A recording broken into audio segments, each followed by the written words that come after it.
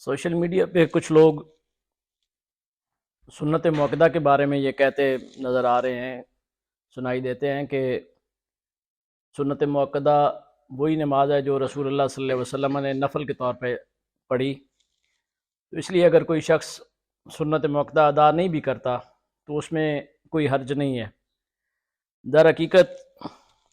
یہ لوگ چاہتے ہیں کہ رسول اللہ صلی اللہ علیہ وسلم کی عزت و تکریم جو مومن کے دل میں ہے، وہ اقبال فرمایا کرتے تھے کہ وہ فاقہ کش کی موت سے گھبراتا نہیں ذرا، روح محمد اس کے بدن سے نکال دو۔ تو یہ وہی کام کرنے والے لوگ ہیں جو رسول اللہ صلی اللہ علیہ وسلم کی سنت کی تخفیف کر کے رسول اللہ صلی اللہ علیہ وسلم کے غلاموں کے دل سے آپ صلی اللہ علیہ وسلم کی محبت کو نکالنا چاہتے ہیں۔ جب آپ سنت سے دور ہوں گے، رسول اللہ صلی اللہ علیہ وسلم کی محبت سے آپ دور ہو جائیں گے۔ تو ان لوگوں کا اصل مقصد یہی ہے کہ رسول اللہ صلی اللہ علیہ وسلم کی محبت سے لوگوں کو دور کیا جائے، ورنہ تو ہمارے ائمہ کرام میں سے کوئی شخص بھی یہ اجازت نہیں دیتا کہ بالارادہ سنت موقدہ کو ترک کیا جائے۔ ہمارے امام اعظم ابو حنیفہ رضی اللہ تعالیٰ عنہ، آپ کے نزدیک تو سنت موقدہ کی ادائیگی جو ہے یہ واجب ہے، جو رسول اللہ صلی اللہ علیہ وسلم کا لگاتار عمل ہے اور جس پہ رسول اللہ صلی اللہ علیہ وسلم نے اپنے صحابہ کو ابھارا، اس کا ثواب جو ہے وہ لوگوں کے درمیان بیان فرمایا، اس کی اہمیت کو بیان فرمایا، وہ عمل ہمارے امام کے نزدیک واجب ہے۔ تو ہمارے امام صاحب کے نزدیک تو سنت موقدہ کو ترک نہیں کیا جا سکتا، لیکن امام مالک، امام شافعی، امام احمد بن حنبل رحمہم اللہ تعالی، آپ اگرچہ یہ فرماتے ہیں کہ سنت موقدہ جو ہے وہ نفل نماز ہے، اگر کوئی نہیں پڑھے گا تو گناہگار نہیں ہوگا، لیکن آپ ان کے فتاویٰ کو دیکھیں، ان میں سے کوئی امام بھی اس بات کی اجازت نہیں دیتا کہ سنت موقدہ کو بلا وجہ ترک کیا جائے انسان، بلکہ امام احمد بن حنبل رحمہ اللہ تعالی، آپ تو یہ فرماتے ہیں کہ جو شخص اپنی زندگی میں سنت موقدہ کا ترک کرنے والا ہے، بلا وجہ بغیر ضرورت کے، زندگی کا اس کا معمول ہے وہ سنت موقدہ کو ادا نہیں کرتا، امام احمد بن حنبل فرماتے ہیں سنت کی تخفیف کی وجہ سے ہم اس کو عادل ہی شمار نہیں کرتے، نہ اس کی گواہی قبول ہوگی، نہ اس کا کوئی حکم مانا جائے گا، نہ اس شخص کی کسی بات کو اہمیت دی جائے گی، اس لیے کہ وہ رسول اللہ صلی اللہ علیہ وسلم کی سنت کی تخفیف کرنے والا ہے۔ تو اس حد تک ائمہ نے اس شخص کی جو ہے وہ تذلیل کی ہے، اس شخص کی بات کو رد کیا ہے، اس کے عمل کو رد کیا ہے جو سنت رسول صلی اللہ علیہ وسلم کا تارک ہے۔ امام اعظم ابو حنیفہ رضی اللہ تعالیٰ عنہ کے نزدیک تو یہ سنت موقدہ واجب ہے، اور لیکن پھر بھی آپ کا یہ فتویٰ ہے کہ اگر سنت قضا ہو جاتی ہے، یہ فجر کی سنت رہ گئی، ظہر کی سنت رہ گئی، تو آپ کا تو فتویٰ یہ ہے کہ اگرچہ یہ عمل واجب ہے لیکن اس کا پڑھنا اس کے نماز کے وقت میں ضروری ہے، اگر نماز کا وقت گزر جاتا ہے تو اس کی قضا نہیں ہے۔ اس کے بجائے جن ائمہ کے عمل کو ہم نفل جو ہے وہ نماز کا فتویٰ رکھتے ہوئے، ان ائمہ کے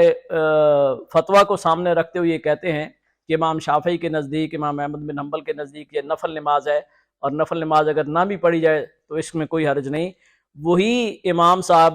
انہی ائمہ کا یہ فتویٰ ہے، امام احمد بن حنبل اور امام شافعی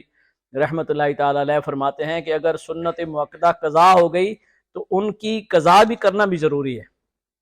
وہ اس لیے کہتے ہیں کہ رسول اللہ صلی اللہ علیہ وسلم نے ان سنتوں سے اتنا پیار فرمایا ہے کہ سیدہ عائشہ صدیقہ رضی اللہ تعالی عنہا آپ بیان فرماتی ہیں کہ رسول اللہ صلی اللہ علیہ وسلم کی ایک مرتبہ صبح کی نماز جو ہے وہ قضا ہو جاتی ہے، آپ آرام فرماتے رہے، سورج طلوع ہو گیا، تو جب آپ بیدار ہوئے، حضرت بلال رضی اللہ تعالیٰ عنہ فجر کی نماز کے لیے اذان دیتے ہیں، اقامت کہتے ہیں، تو کریم آقا صلی اللہ علیہ وسلم پہلے 2 رکعت نماز نفل جو ہیں وہ ادا فرماتے ہیں۔ تو اگر یہ ادائیگی کریم آقا صلی اللہ علیہ وسلم کو اتنی پسند نہ ہوتی تو پھر آپ صرف جو فرض قضا ہوئی ہیں ان کو ادا فرماتے، لیکن آپ نے اس کے ساتھ سنت بھی ادا فرمائی۔ اسی طرح حضرت ام سلمہ رضی اللہ تعالیٰ عنہ بیان فرماتی ہیں کہ ایک روز میں نے کریم آقا صلی اللہ علیہ وسلم کو عصر کی نماز کے بعد دیکھا،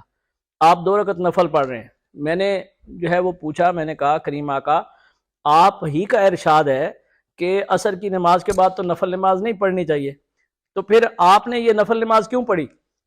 تو رسول اللہ صلی اللہ علیہ وسلم فرمانے لگے کہ میرے پاس کچھ لوگ کا وفد آ گیا تھا، ان سے بات کرتے ہوئے ظہر کی نماز کے بعد کی جو سنتیں ہیں وہ رہ گئی تھی،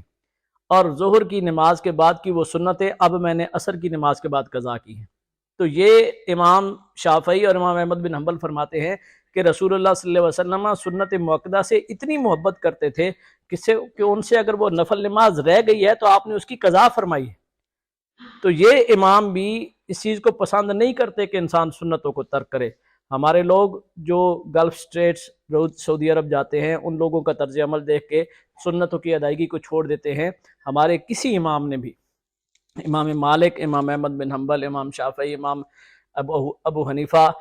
ان میں سے کسی امام نے بھی اس عمل کو پسند نہیں فرمایا کہ سنت مؤکدہ کو بلا وجہ ترک کیا جائے۔ ہاں کسی کی مجبوری ہے، کہیں مریض کی دیکھ بھال کر رہا ہے، سفر میں ہے،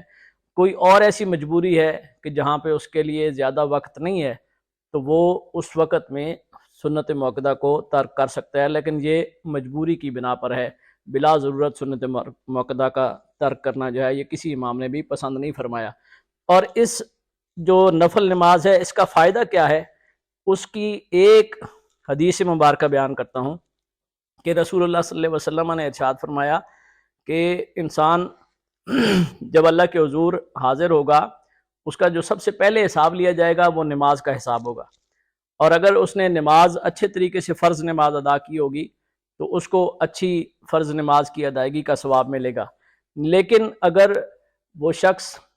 ایسا نماز پڑھتا ہے جس طرح کہ ہم نماز پڑھتے ہیں کہ ہمارا خیال نہیں ہوتا، دھیان نہیں ہوتا، سنن مستحبات نمازوں کے وہ ادا نہیں ہوتے، تو پھر نماز کمی کی صورت میں اگر موجود ہوئی فرض نماز، تو اللہ رب العزت فرشتوں سے ارشاد فرمائیں گے کہ فرشتوں اس شخص کو دیکھو، اس کے کوئی نفل نماز موجود ہے، اگر اس کے نوافل موجود ہوئی ہے تو اس نفل نماز کے ذریعے سے اس کی اس فرض نماز کی کمی کو پورا کر دیا جائے گا۔ تو یہ رسول اللہ صلی اللہ علیہ وسلم اگر جن کی نماز انتہائی خشوع و خضوع کی اور اللہ رب العزت کے ساتھ انتہائی خلوص کی نماز تھی، اگر کریم آقا صلی اللہ علیہ وسلم اور صحابہ کرام رضوان اللہ علیہم اجمعین یہ پسند فرماتے ہیں کہ اس فرض نماز کی اخلاص کے ساتھ ادائیگی کے باوجود وہ نفل نماز ساتھ پڑھتے ہیں تاکہ کہیں ہماری کوتاہی رہ جائے تو اس کی کمی پوری ہو، تو ہم جو لوگ اتنے عرصے کے بعد